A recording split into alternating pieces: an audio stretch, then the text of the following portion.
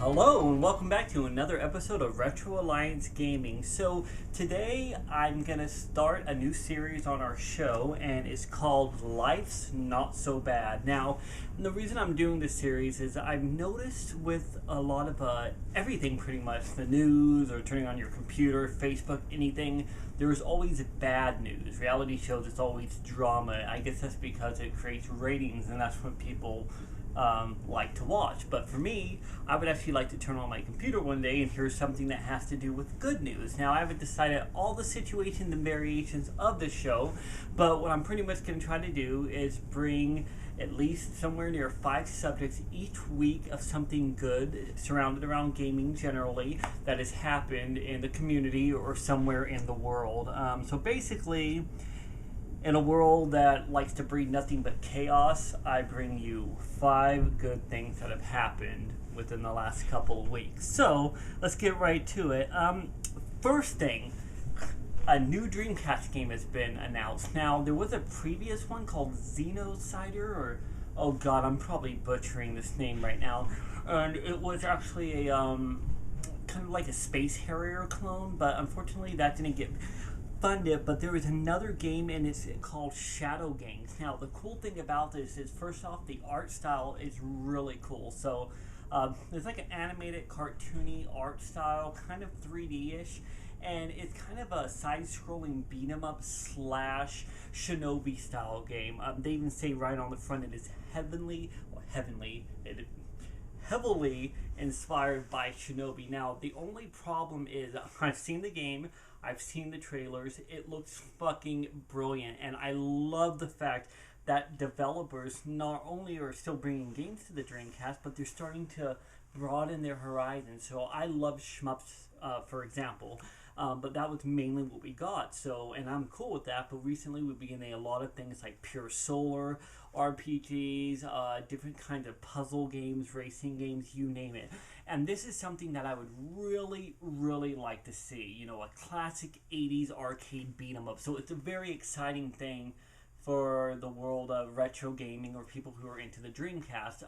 The only problem that I noticed is I had a really hard time finding it. So if you go to Kickstarter and you punch in Dreamcast, it'll show almost every single game that has been funded or is being funded, but you can't find this game. So you guys, if you're interested in funding this game, and I'm posting this too on the Sega forum I'm on Facebook, please go on to Kickstarter and punch in exactly or the name of the game, which is called Shadow Gangs, and support this. Or if you can, try to get the word out. It looks amazing, and I think they just need to hype it up a little bit with the marketing. Okay, second, so you guys probably all heard the bad news. Now, there is a YouTuber named Boogie something number or something. I can't remember. It's like 23194658. I have no idea. I'm butchering it. Now, I don't normally watch Boogie. I'll say that right off the bat. I've seen a couple of his episodes. And recently, I did watch a little bit more. And the thing that I noticed about the guy was he is very nice, very genuine person. He talks a lot about his life, a lot about gaming, different kinds of scenarios. And he's a really good guy. And unfortunately, he got hacked. Now, yes, this sounds like bad news, and it was bad news. Somebody, you know, you're going to hack somebody, I mean, you shouldn't, but hack somebody terrible, okay? Seriously, like, hack somebody who's just a complete piece of shit dictator, not somebody who's this wonderful guy. Well, that was the bad portion.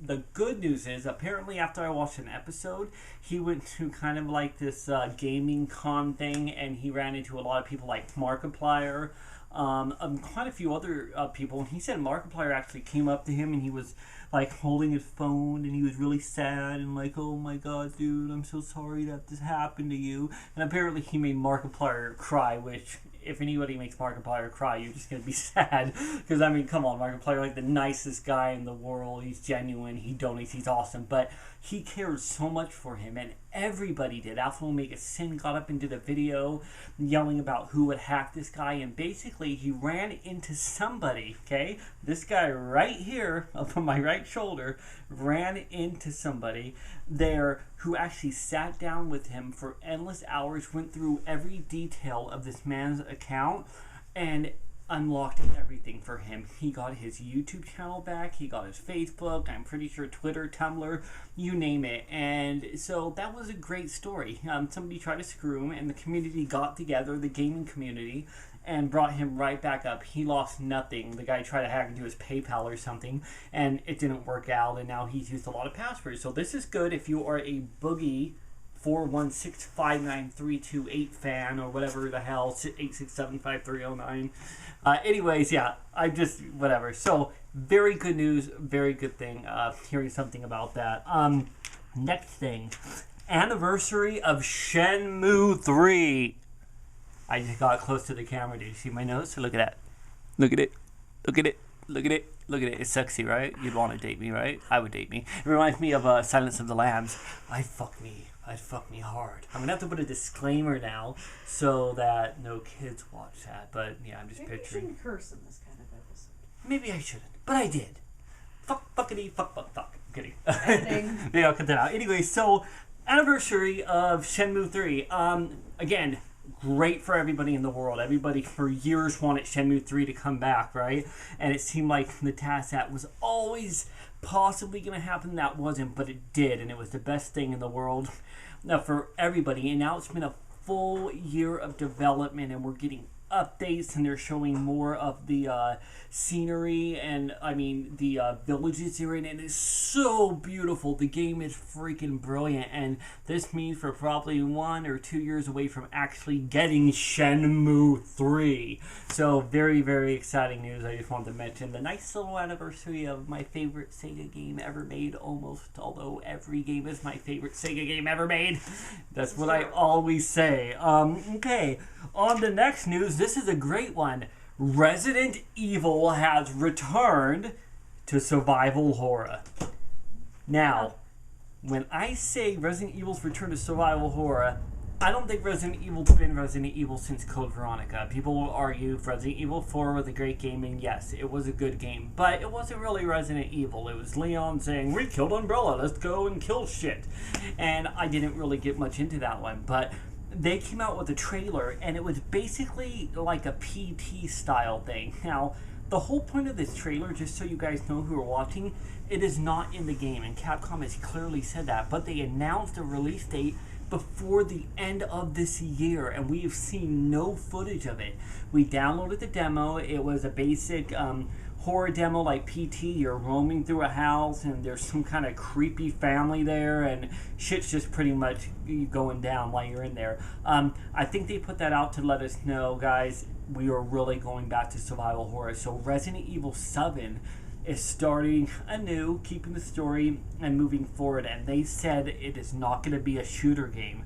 No more Call of Duty clones. We're going to get Resident Evil, and considering Konami kind of screwed us over, actually they bent us over legitimately, like massively, for Silent Hills, this is a good thing. I love Silent Hill, so I just can't wait for it to come out. And if you're a VR fan, it's in freaking VR.